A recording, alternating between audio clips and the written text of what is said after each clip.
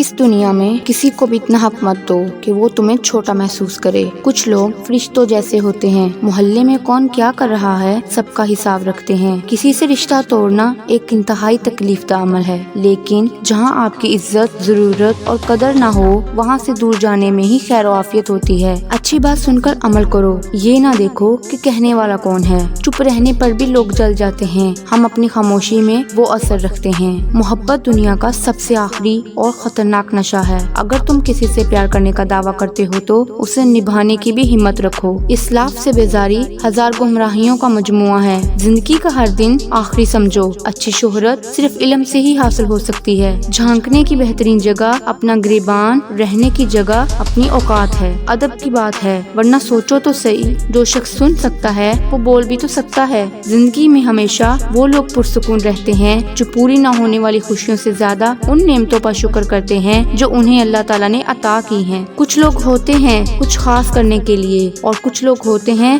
صرف غلط کرنے کے لیے۔ اخلاق کی قوت سے کائنات کو فتح کیا جا سکتا ہے۔ ہمارے اسلاف نے الفاظ سے زیادہ کردار سے اسلام کی تبلیغ کی ہے۔ قلم میں وہ طاقت ہے جو تلوار سے لکھی تاریخ کو بھی بدل سکتی ہے۔ اسلام مکمل اور جامع نظام حیات ہے۔ کوئی بات کھٹکے تو اپنے دل سے پوچھو کہ وہ بہترین مفتی ہے۔ اللہ والوں سے بدگمانی کرنے والے کا خاتمہ خراب ہوتا ہے۔ دوران گفتگو محض کسی کو نیچا دکھانے کے لیے غیر ضروری تنقید احساس کمتری کو ظاہر کرتی ہے۔ ایک سلجھا ہوا انسان بلا وجہ کڑوے اور تلخ لہجے میں بات نہیں کرتا۔ نفرت کرنے سے ہماری خود کی انرجی ضائع ہوتی ہے۔ بہتر یہی ہے کہ آپ فرض کر لیں کہ وہ وفات پا چکے ہیں، کوئی مانے یا نہ مانے، لیکن زندگی میں دو ہی اپنے ہوتے ہیں، ایک خود اور ایک خدا۔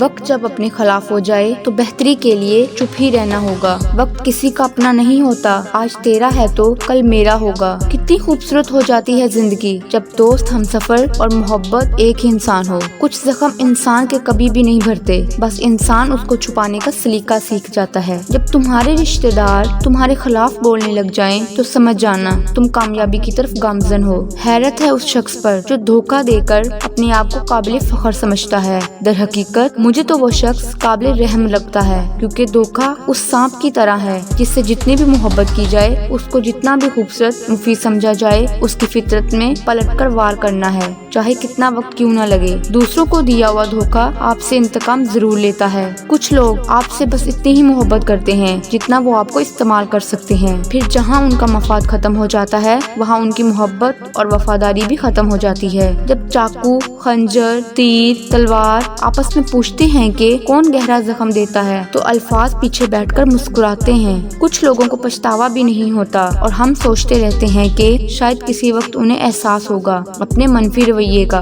لیکن ایسا نہیں ہوتا۔ یہ پچھتاوے بھی ظرف والوں کے لیے ہوتے ہیں۔ بے حس لوگوں کے پاس صرف اپنا آپ ہوتا ہے۔ اگر تنقید ہی کرنی ہے تو نرم لہجے میں کریں، کیونکہ نرم لہجہ ضمیر جگاتا ہے، جبکہ سخت لہجہ انا کو جگا دیتا ہے۔ اگر لوگ اپنی ضرورت کے وقت ہی آپ کو یاد کرتے ہیں تو برا مت مانیے، کیونکہ چراغ کی یاد تب ہی آتی ہے جب اندھیرا ہوتا ہے۔